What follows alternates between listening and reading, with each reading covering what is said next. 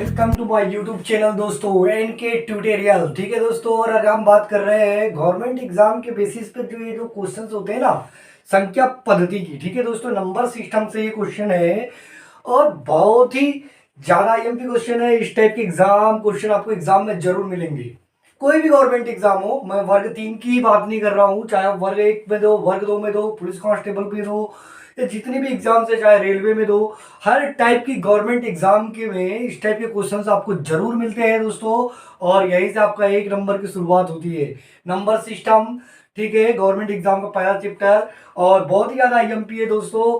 तो यदि आपको अपनी, जो लोग गवर्नमेंट का प्रिपरेशन कर रहे हो तो ठीक है, और जो लोग अभी स्टार्ट करना चाहते हैं, जो लोग आगे गवर्नमेंट की तैयारी करना चाहते हैं, जो लोग गवर्नमेंट में जाना चाहते हैं, उनके लिए ये क्वेश्चन को सीखना बहुत ही ज्यादा जरूरी है। और मैं दोस्तों यहाँ पर आपको दो टाइप की विधियां बताने जाऊंगा इस क्वेश्चन को सॉल्व करने की। एक शॉर्टकट ट्रिक टाइप की है और एक दूसरी आपकी क्या है दोस्तों कि जो जेन्युइन मेथड है, वैसे मैं यहाँ पर अभी इसकी शॉर्टकट विधि ही आपको बताऊंगा। ठीक है दोस्तों, तो बड़ी ही आईएमपी है कि निम्न संख्याओं के, देखिए क्वेश्चन क्या है, निम्न संख्याओं के योग ज्ञात करें। 1 2 3 4 5 6 डेट डेट स्टार्ट। अब दोस्तों देखो, योग ज्ञात करना था, आप ऐसा लिख करके भी ज्ञात कर सकते हैं, 1 + 2 + 3 + 4 + 5 + 6 प्लस कहां तक, 60 तक। कहां तक कर सकते हैं दोस्तों, 60 तक इसका योग ज्ञात कर सकते हैं। लेकिन देखिए, इसको ऐसा जोड़ने में काफी टाइम लग जाएगा आपको। इसके लिए आप एक चीज याद रखिए, एक फार्मूला है, ये कुछ कॉन्सेप्ट है, ये जरूर याद रखिए दोस्तों। पहले कॉन्सेप्ट देखिए कि यदि n प्राकृत संख्या है, कॉन्सेप्ट लिख लीजिएगा, n प्राकृत संख्या है, सॉरी, ठीक है, एन क्रमागत, क्रमागत लिख लीजिए। क्रमागत मतलब एक के बाद एक। ठीक है, क्रमागत का मतलब क्या होता है, एक के बाद एक। ठीक है, तो एन क्रमागत प्राकृत संख्या है, एन क्रमागत सम संख्याएं, सम संख्याएं, एन क्रमागत विषम संख्याएं,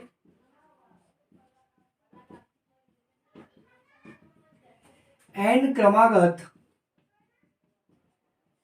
क्रमागत का मतलब जो संख्या जहां से स्टार्ट होती है उसके बाद की संख्या क्या होनी चाहिए, एक के बाद एक, एक के बाद एक होनी चाहिए। ठीक है, तो उनको बोलते हैं क्रमागत। ठीक है, एक के बाद एक। ठीक है, क्रम से आगत। ठीक है, क्रमागत क्रम से आगत, क्रम से आने वाली संख्या क्या कहलाएगी, आपकी क्रमागत संख्या कहलाएगी। जैसे कि मान के चलो, एक है, एक के बाद विषम संख्या की बात कर रहे हैं n, एक के बाद 3, 3 के बाद 5। देखिए, इनके बीच में जो अंतर रहेगा वो क्या रहेगा, समान रहेगा। इनके बीच में जो अंतर रहेगा समान रहेगा। इस टाइप की संख्या क्या कहलाती है, आपकी क्रमागत संख्या कहलाती है, एन क्रमागत गुणज।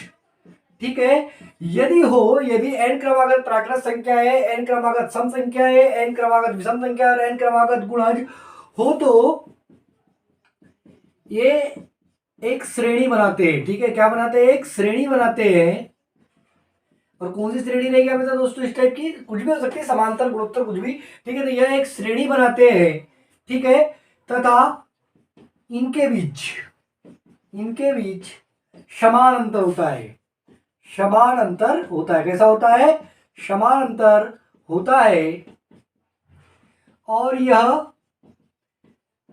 समान अंतर क्या कहलाता है, सार्वांतर कहलाता है। कहलाता है सार्वांतर कहलाता है। क्या कहलाता है, सार्वांतर कहलाता है।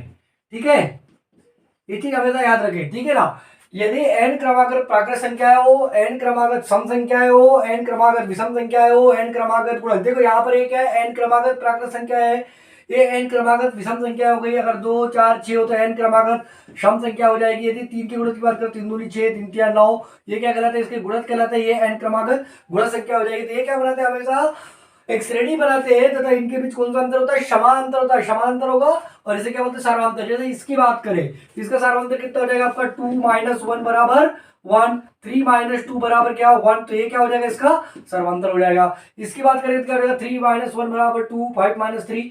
तो ये इसमें 2 का अंतर है, इसमें 3 का अंतर है। ठीक है, तो ये क्या कहलाएगा, इसका सार्वांतर कहलाता है। ठीक है, और अतः एन का जो मान है, अगर ऐसी श्रेणियां दी हुई है और एन के यदि आपको मान निकालना हो, सबसे पहले क्या निकालना है आपको, एन का मान। इनका योग ज्ञात करने के लिए सबसे पहले क्या निकालना आपने, एन, नंबर ऑफ, क्या बोलना चाहिए, पद बोलना चाहिए, संख्याओं का नंबर। ठीक है, कितनी संख्याएं होगी इसमें, तो देखो इसमें एन का मान यदि आपको निकालना है, सिंपल। यहाँ तो देखिए, अब 1 2 3 4 5 6 है तो सिंपल सी बात है कितनी होगी, 60 संख्या होगी। लेकिन देखो n निकालने के लिए इसका एक बेहतरीन फार्मूला है, अंतिम संख्या ऋण प्रारंभिक संख्या। क्या हो जाएगा, अंतिम संख्या ऋण प्रारंभिक संख्या बटे सर्वांतर। क्या हो जाएगा, बटे सर्वांतर। ठीक है, +1। ठीक है, ये n है ना, इसमें कितनी श्रेणी में कितनी संख्या है वो निकालने के लिए, n का मान निकालने के लिए आपके पास क्या फार्मूला तैयार होता है, अंतिम संख्या माइनस प्रारंभिक संख्या बटे सर्वांतर +1। ठीक है दोस्तों, और योग, अब इनका क्या करना है अपने को, योग निकालना है। तो योग के लिए बहुत ही बढ़िया फॉर्मूला है। तो योग क्या हो जाएगा, अंतिम संख्या धन प्रारंभिक संख्या बटे 2 गुणित n। n कौन सा रहेगा, ये जो n निकलेगा ना, इसी n को यहां पर आपको क्या रखना है, गुणा में रख देना है। ठीक है दोस्तों, तो इन दो फार्मूलों की सहायता से आपको पहले सीरीज पहचानते आनी चाहिए, और इन दो फार्मूलों की सहायता से आप इनका क्या निकाल सकते हैं, योग निकाल सकते हैं। पहले क्या निकालेंगे आप, n का मान निकालेंगे, और उसके बाद क्या निकालेंगे आप, इसका क्या निकालेंगे आप, इसका योग निकालेंगे। तो देखिए सूत्र क्या है, अंतिम संख्या माइनस प्रारंभिक संख्या बटे सर्वांतर +1, और योग बराबर अंतिम संख्या धन प्रारंभिक संख्या बटे 2 गुणित n। तो देखिए दोस्तों, इस क्वेश्चन को ये आपके लिए मैंने थ्योरी बताई है ताकि आप कभी भी इस टाइप के क्वेश्चन में कंफ्यूज ना होते। दो फार्मूले दोस्तों, और बहुत ही बेहतरीन फार्मूले है। ठीक है, इन सूत्रों को याद रखें, और इसके द्वारा कितने भी कैसे भी क्वेश्चन हो आप आराम से क्या कर सकते हैं, सॉल्व कर सकते हैं दोस्तों। अभी मैं इन्हीं फार्मूलों के हिसाब से इस क्वेश्चन को क्या करके दिखाऊंगा, आपको सॉल्व करके दिखाऊंगा। दोस्तों इसका सॉल्यूशन देखते हैं हम। इसका सॉल्यूशन देखिए 1 2 3 4 5 6 और 60। ठीक है, तो यहाँ पर देखो प्रारंभिक संख्या क्या है आपकी, प्रारंभिक संख्या जिसको ए भी बोला जाता है कई बार। ठीक है, तो प्रारंभिक संख्या क्या है आपकी, प्रारंभिक संख्या क्या है, ए इज इक्वल टू कितना है आपका 1। ठीक है, अब देखिए अंतिम संख्या देखिए, अंतिम संख्या क्या दिया आपको, अंतिम संख्या को अपन एल से दिखा देते हैं लास्ट डिजिट, तो ये क्या हो जाएगा आपका 60। ठीक है, अब देखो सार्वंतर, इसका सार्वंतर निकालेंगे अपन। सार्वंतर क्या हो जाएगा, डी, इसको डी से दिखाते हैं। ठीक है, क्या हो जाएगा आपका 2 - 1। ठीक है, सार्वंतर क्या होता है, अंतिम दूसरी संख्या से पहली संख्या को घटाना। ठीक है, अगर ये a1 है तो अभी को क्या लिख देंगे a2। ठीक है, तो ये क्या हो जाएगा आपका 2 - 1 इज इक्वल टू क्या हो जाएगा 1। ठीक है, 3 - 2 इज इक्वल टू क्या हो जाएगा 1। ठीक है, तो ये हो जाएगा इसका क्या, सार्वंतर। ठीक है, इतनी चीजें हो गई आपके पास। अब देखिए n का मान, अतः n, ठीक है, यानी पदों की संख्या, काय की संख्या, पदों की संख्या। अब यहाँ तो सिंपल है, 1 2 3 4 5 6 60 तक है, इसलिए क्या हो जाएगा 60 हो जाएगा। फिर भी निकालते हैं पदों की संख्या, फार्मूले से निकाल लिएगा दोस्तों। तो n बराबर मैंने क्या बताया था जो अभी, कि अंतिम संख्या है, अंतिम संख्या माइनस प्रारंभिक संख्या, मतलब l - a बटे सर्वांतर कितना था आपका d +1। ठीक है, तो यहाँ क्या हो जाएगा, l का मान क्या है आपके पास, l का मान है 60 -1 अपॉन कितना हो जाएगा, ये सर्वांतर कितना है, इसके नीचे 1 ही है, सर्वांतर कितना 1 है, 1 + 1। ठीक है, तो हो जाएगा आपका 59। अब नीचे 1 है तो इसका कोई मतलब नहीं है, इसलिए 59 + 1 बराबर 60 दोस्तों। n का मान कितना निकल के आ गया आपका, 60 आ गया। तो अब योग भी बड़ा सिंपल था। योग बराबर क्या होता है, a + l ही लिख दीजिए। जोड़ने में आप अंतिम संख्या प्लस प्रारंभिक करें, प्रारंभिक प्लस अंतिम करें, एक ही बात है।